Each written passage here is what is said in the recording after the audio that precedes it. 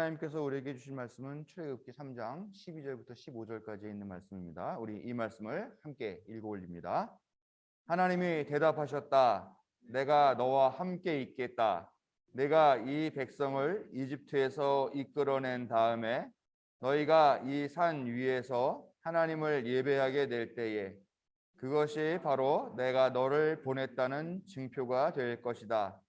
모세가 하나님께 아뢰었다. 제가 이스라엘 자손에게 가서 너희 조상의 하나님께서 나를 너희에게 보내셨다 하고 말하면 그들이 저에게 그의 이름이 무엇이냐 하고 물을 터인데 제가 그들에게 무엇이라고 대답해야 합니까? 하나님이 모세에게 대답하셨다. 나는 곧 나다. 너는 이스라엘 자손에게 이르기를 나라고 하는 분이 너를 그들에게 보냈다고 하여라. 하나님이 다시 모세에게 말씀하셨다. 너는 이스라엘 자손에게 이르기를 여호와 너희 조상의 하나님 곧 아브라함의 하나님, 이삭의 하나님, 야곱의 하나님이 나를 너희에게 보내셨다 하여라. 이것이 영원한 나의 이름이며 이것이 바로 너희가 대대로 기억할 나의 이름이다. 아멘. 하나님 나라가 이 땅 위에 이루어지기를 간절히 원하며 그 나라와 그 의를 구하고자 또 세우고자 기도하며 헌신하고 실천하는 사랑하는 자녀들에게 하나님의 큰 사랑과 자비가 함께 하시기를 성어버이 성자 성령의 이름으로 축원드립니다. 오늘은 성령 강림 후 마지막 주일이고요. 또 왕국 주일이라고 합니다. 올해는 코로나 때문에 예배를 좀 간략하게 그렇게 또 온라인 중심으로 드리다 보니까 왕국절 이 절기를 제대로 기억하지 못하고 제대로 지키지 못했던 것 같습니다. 근데 오늘이 그 왕국주일, 왕국절의 마지막 주일, 그래서 왕국주일입니다. 왕국절은 8월 마지막 주일에 시작하는 현대적인 의미의 그 절기인데요. 하나님 나라 또 하나님이 진짜로 왕이 되시는 오직 하나님만이 왕이 되셔서 다스리는 왕국이라는 의미에서 왕국절이라고 하는 이름을 쓰는 건데요. 이 하나님만이 다스리시는 이 왕국을 만들자라고 하는 이런 것들이 구호만이 아니라 이 세상에 정말로 하나님의 공평과 정의가 현실적으로 실현되기를 바라면서 또 실천하는 그런 절기입니다. 올해는 코로나 때문에 우리가 좀 사회적인 참여나 이런 것도 제대로 못하고 하나님의 공평과 정의를 위한 실천을 실행으로 옮기기가 쉽지 않았던 그런 한 해가 아니었나라는 생각을 하면서 참으로 안타깝게 이 주일을 맞이합니다. 그렇지만 우리가 어떤 상황에서건 또 우리가 일하고 살고 있는 그런 삶의 현장이 바로 하나님 나라를 위한 마당이라 하는 그런 고백을 가지고 왕국절을 매일같이 왕국주일같이 그렇게 살아간다면 또 성실하게 살아간다면 반드시 하나님께서 우리에게 정말 천국의 기쁨으로 응답해 주실 줄로 믿습니다. 그렇게 살아가신 여러분들이 되어주시기를 부탁을 드립니다. 몇 년 전에 대히트를 쳤던 일본 애니메이션 중에 너의 이름은 이라고 하는 그런 것이 있습니다. 오늘 설교 제목도 거기에서 좀 생각을 해서 따갖고 왔는데요. 보신 분들이 계실지도 모르겠습니다. 뭐 내용은 뭐 그런 거예요. 어떤 마을에 큰 운석이 떨어져가지고 그 마을이 흔적도 없이 사라져요. 그런데 이 영화가 좀 어려운 게 시차가 어떻게 되는 건지 모르겠어요. 과거의 사건과 현재의 사건이 어떻게 뒤엉켜가지고 이게 뭐 과거에 있었던 사건이 없어지고 뭐 막 이렇게 좀 복잡한 사건입니다. 아무튼 그런 배경인데 그 운석이 떨어져서 없어진 마을에 사는 한 여학생이 있었고요. 또 대도시 도쿄에 사는 한 남학생이 있었습니다. 이 영혼이 어느 날부터 갑자기 뒤바뀝니다. 왔다 갔다 해요. 그러니까 그 마을에 있는 사람이 어느 날 갑자기 남학생의 몸으로 이를 깨어나는데 갑자기 내 몸이 왜 이러지? 막 이렇게 되는 거고요. 반대로 남학생도 여학생의 몸으로 정신이 바뀌어가지고 이렇게 되는 그런 상황들 가운데서 이 운석이 떨어지는 사건 이거는 피할 수 없으니까 대신 마을 사람들을 다 소개시켜서 그 마을이 없어지지 않게 하려고 하는 그런 노력들을 하는 그런 사건. 뭐 일본 애니메이션이다 보니까 좀 확실히 뭐 세계관, 뭐 시간관 이런 게 좀 뒤엉켜 있는 그런 복잡한 구조입니다만 아무튼 뭐 저는 좀 나름대로 재미있게 봤었어요. 결론적으로 이 그 몸이 바뀌니까 한 번도 이 사람들이 서로 마주칠 수 있는 기회가 없죠. 그렇지만 이미 몸이 바뀐 서로 몸을 바꿔 살다 보니까 상대방에 대해서 너무나 잘 알죠. 그런 데서 이제 그 운석을 피하는 그런 이제 일들을 막 하다가 나중에 한번 만나긴 합니다. 만나긴 하는데 결국 이 일이 잘 돼가지고 그 마을은 없었지만 사람들은 없어지지 않았어요. 그래서 살아났고 그러니까 있었던 사건이 없어진 사건이 돼버리니까 이 사람들의 기억이 바뀌는 거예요. 그래서 이 둘이 한번 만났던 이 남학생과 여학생도 서로에 대한 기억이 서서히 잊혀지어 가는 거죠. 그러면서 근데 느낌은 이상한 거예요. 누군가를 내가 만났던 것 같은데 누군가 운명적으로 어떤 뭘 했었던 것 같은데 막 이런 느낌을 막 가지고 있으면 서로를 은연중에 이렇게 찾게 됩니다. 어느 날 막 달리던 기차에서 내려가지고 뭔가에 이끌리시는 가는데 어떤 그 조그만 골목에 계단이 이렇게 있는데 계단을 남자 여자가 서로 이렇게 스쳐 지나가는 거죠. 지나가자마자 뭔가 이상해가지고 멈추고서 서로 뒤를 딱 돌아다 봅니다. 그래서 얼굴이 눈이 딱 마주치니까 그때 이 두 남녀가 뭐라고 얘기를 하냐면은 김인호 나마에와 너의 이름은 이렇게 말하면서 그 애니메이션이 끝이 나요.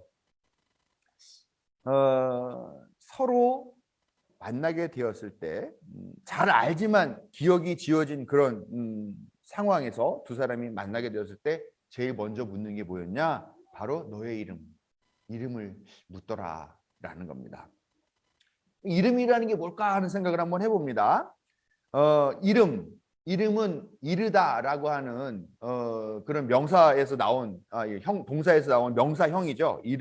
이르다라는 게 뭐냐, 뭐 어디를 빨리 왔다, 뭐 하는 뭐 어디 도착하다라는 의미도 있지만 이르다라고 하는 것은 어떤 대상을 부르거나 또 가리켜서 규정해서 지칭하는 그런 이름, 뭐 그런 말하는 것이다 이렇게 이야기를 할 수가 있죠. 이름은 사실은 어떨 때 쓰냐?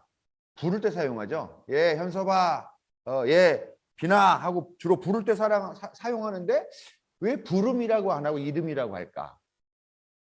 사실 이름이라는 거는 부를 때 더 많이 사용하는데요. 근데 왜 그거를 부름이라고 안 하고 왜 이름이라고 할까 하는 걸 한번 생각해 봐야 될 것 같다라는 거죠. 즉 이름이라는 거는 단순히 부르기 위한 어떤 목적, 용도만 있는 것이 아니라 어떤 존재의 정체가 무엇인가 하는 것을 담은 존재론적이고 철학적인 그런 호칭이다라고 생각할 수 있다는 거죠. 그렇기 때문에 사실 이름은 나 자체는 아니잖아요. 이름은 나 자체는 아니지만 나의 이름이 불렸을 때 사람들은 나에 대한 어떤 이미지를 갖게 되고 나에 대한 생각하고 나의 존재에 대해서 기억하게 된다라고 하는 것이죠. 제가 지난주에 평생의 제 팔자에는 없을 것 같은 그런 성형외과 수술을 받는 바람에 한 사흘 동안은 집에서 누워가지고 얼음찜질만 하고 눈에다 이렇게 얼음 찜질 팩을 이렇게 엎어놓고 3일 동안 이렇게 지내고 있었습니다. 눈을 감고 있으니까 온 세상이 컴컴하더라고요. 그러면서 헬렌 켈러 선생님이 얼마나 힘드셨을까. 그래도 나는 소리라도 들리지 않는가 하는 그런 생각을 하면서 마치 잠시 제가 헬렌 켈러 선생님이 좀 감정이입을 해봤던 그런 시간을 보냈습니다. 컴컴한 세상 가운데에서 나만 혼자 딱 있는 것 같은 느낌이죠. 다 식구들도 다 뭐 등하교하고 출근하고 그러니까 별 생각을 다 하게 되는데 가장 많이 드는 생각이 나는 누구인가? 나는 어디에서 와서 어디로 가는가? 그렇기 때문에 어떻게 살아야 하는가? 그런 생각을 좀 많이 했습니다. 저는 원래 약간 저의 어떤 존재론적인 질문이 그거예요. 나는 누구인가? 이 생각을 원래 많이 하는데 그런 생각들을 좀 많이 하면서 지난주 한 3일을 보냈던 것 같습니다. 나는 어디서 왔을까? 나라는 존재가 영혼이라고 친다면 내 영혼은 하늘에서 태어났을 거 아니에요, 그렇죠? 그러면은 나의 영혼이 딱 태어나서 자 이제 너도 세상에 내려갈 준비해라 그러면서 순번 받아가지고 이렇게 기다리고 있다가 내 순서가 돼서 이 세상에 이렇게 쫙 와서 생명으로 태어난 걸까? 아니면 야 너의 영혼은 어떤 조건이 있는 그런 데 맞춰서 갈 테니까 너의 TO가 날 때까지 기다렸다 가라. 그렇게 하면서 마침 내 영혼에 맞는 어떤 그런 자리, 어떤 생명이 있어가지고 그렇게 해서 내가 날 이 생에 보내서 여기 온 건가 하는 생각도 한번 해보게 됐습니다. 그러면 나의 영혼은 이 지금 방연섭이라고 하는 이 인생을 위해서 새로 처음으로 만들어진 새롭게 생성된 그런 영혼인가? 아니면 아주 옛날부터 있었던 그런 영혼인가? 그러면 그 영혼은 아주 옛날부터 이 방연섭이라는 이 생명 한 번을 위해서 존재하였던 영혼일까? 아니면 사실은 이번 생에는 방연섭으로 살고 뭐 다음 생에는 뭐 저기 무슨 아프리카의 무슨 부족의 추장으로 살고 또 몇백 년 지나서 또 다음 삶을 또 하는 그런 식으로 나의 영혼이 계속 뭐 이렇게 새로운 삶을 살게 되는 거니까 이거 뭐 일부 뭐 불교식으로 말하면 윤회겠죠. 뭐 그렇게 반복적으로 태어나는 생명일까? 하는 뭐 그런 생각도 좀 들었습니다. 매 생명마다 사실 영혼이 하나라고 한다면 지금 전 세계 인구가 뭐 60억이라고 그러나요? 그러면은 지금까지 이 길하긴 역사 동안에 태어났던 모든 사람들 아마 수백억 수천억이 될 수도 있을 것 같은데 그럼 그 영혼 그 생명마다 영혼이 다 하나씩 있을까? 그러면 뭐 물론 영혼이라는 게 뭐 질량과 부피가 이런 건 없을 것 같긴 합니다만 그러면 그래도 그렇게 많은 영혼이 다 가서 사는 그것은 어디일까? 그거 참 뭐랄까요 좀 불합리해 보이고 효율적이지 않아 보이긴 하는데 아무튼 그 수많은 영혼들이 그렇게 단 한 번 생을 살다 가는 걸까?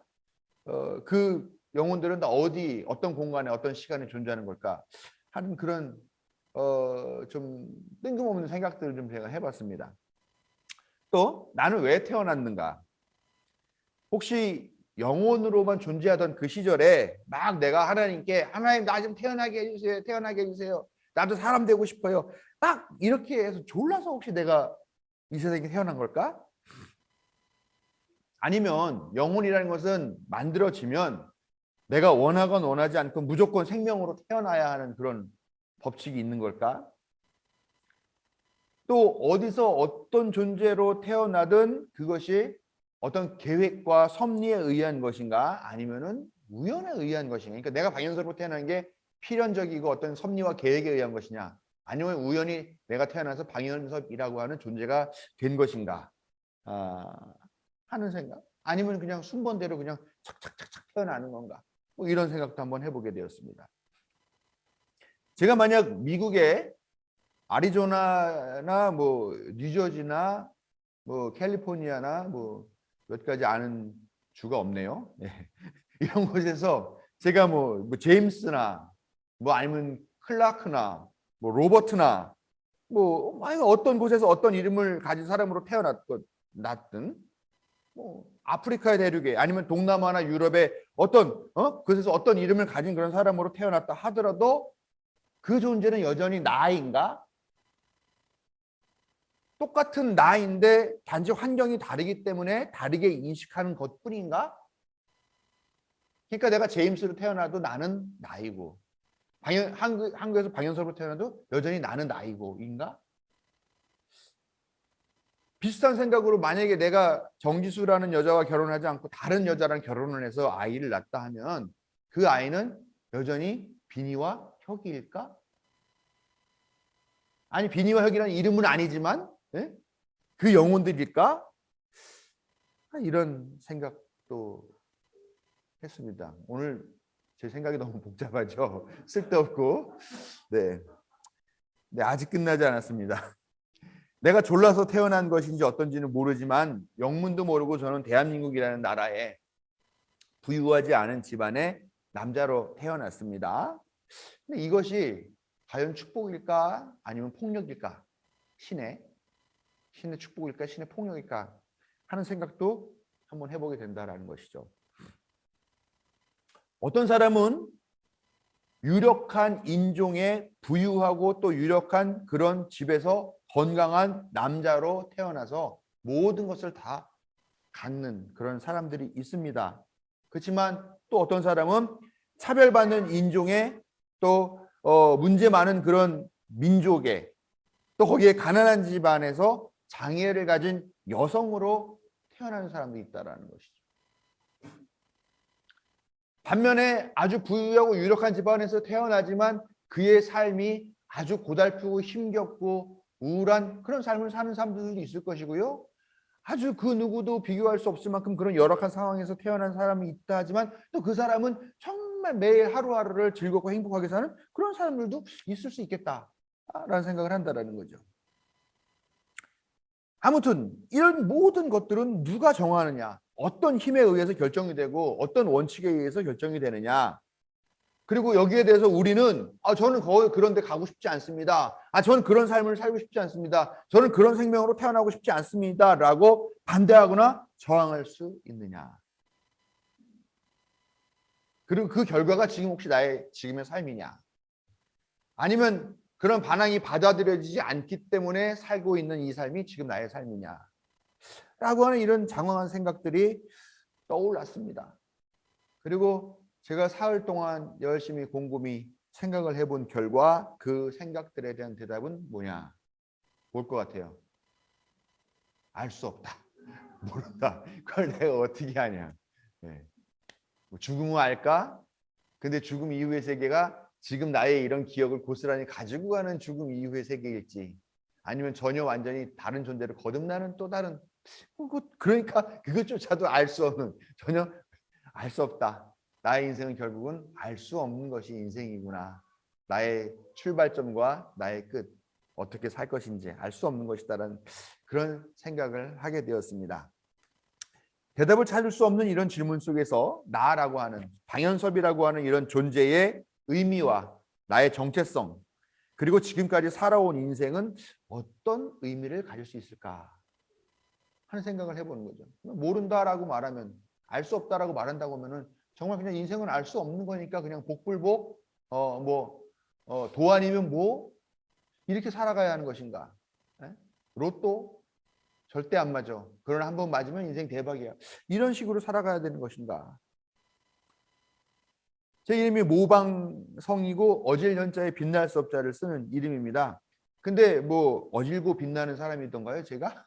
제 이름이 과연 저를 나의 존재를 설명해 주는가? 근데 그렇지는 못하는 것 같아요. 그렇기 때문에 현섭이라고 하는 이름은 사실 이름이기보다는 부름이 아닌가.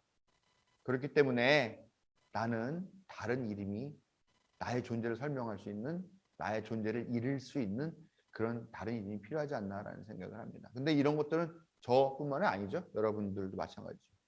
장로님들 학, 옥분, 호숙 이것이 여러분들의 삶과 여러분들의 인생과 여러분들의 가치관들을 증명해 주는 건 아니니까요.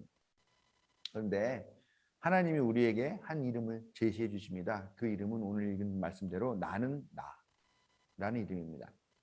모세가 신이라는 존재를 처음 만납니다. 그의 삶도 참 굴곡이 많았죠. 네, 계속 이렇게 파도 타기처럼 오르락내리락하는 그런 삶이었는데 어느 날 광야에서 뜬금없이 신을 만나요.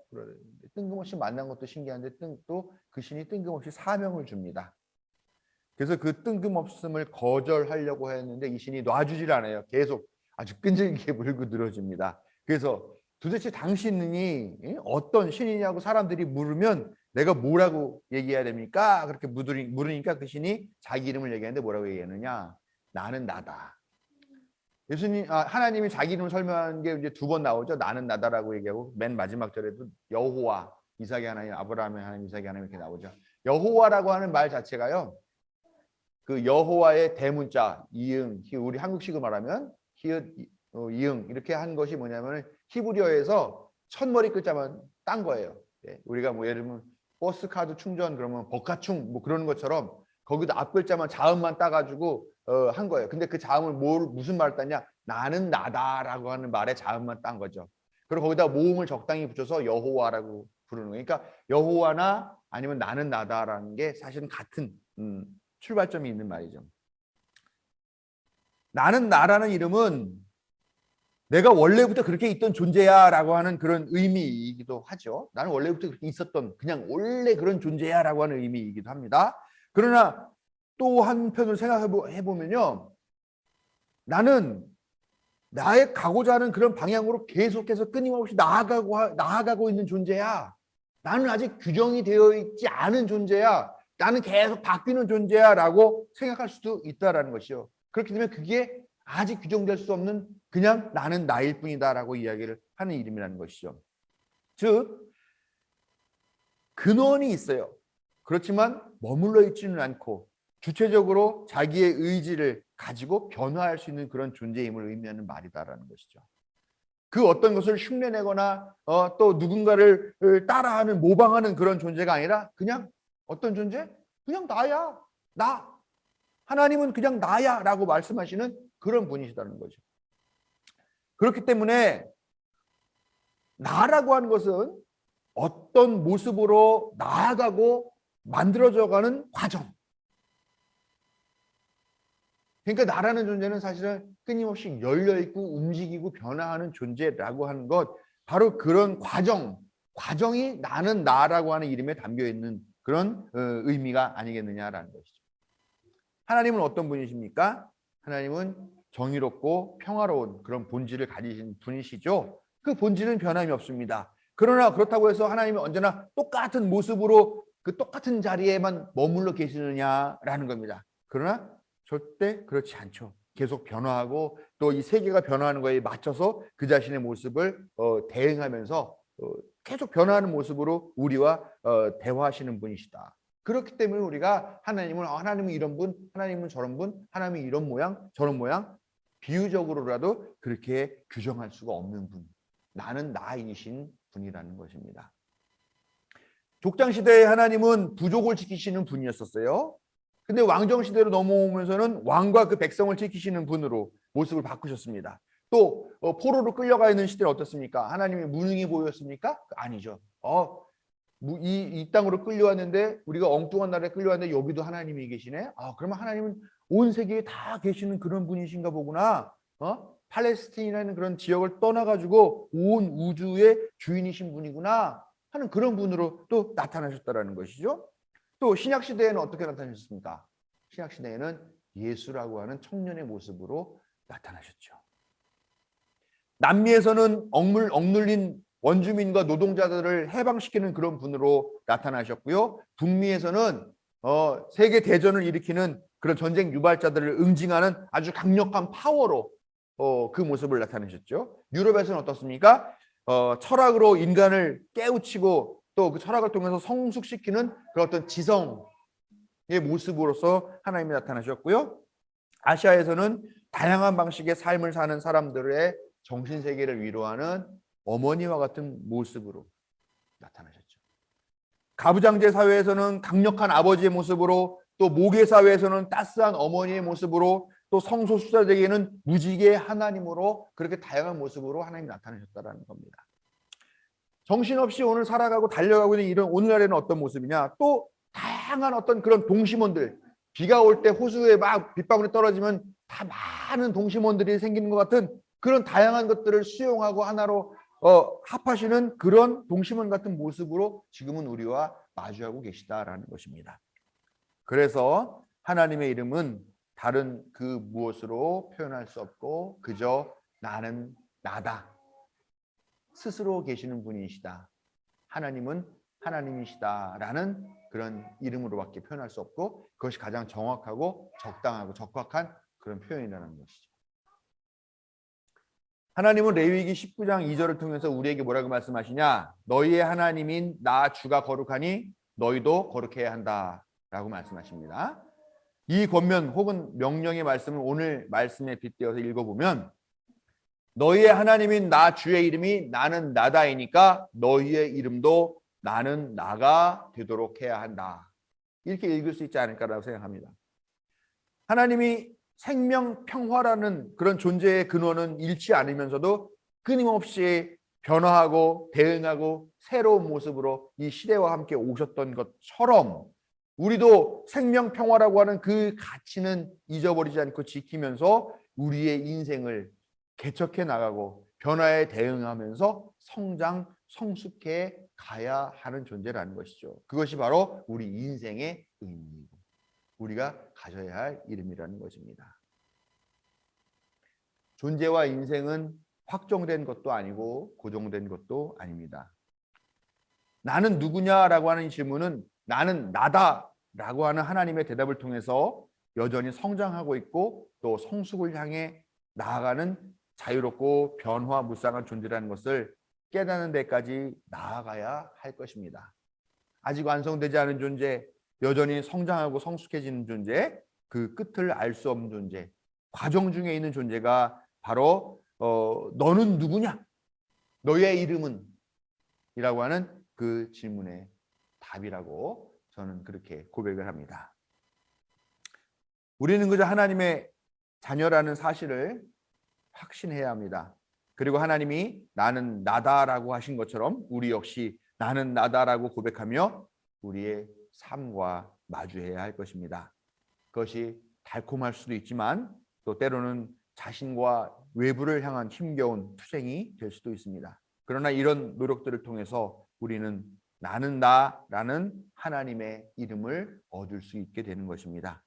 이 질문을 통해 하나님께로 한 걸음 더 나아가고 매일매일 성숙한 존재로 자라나는 하나님의 자녀들에게 큰 격려와 인도하심이 함께 하시기를 축원드립니다.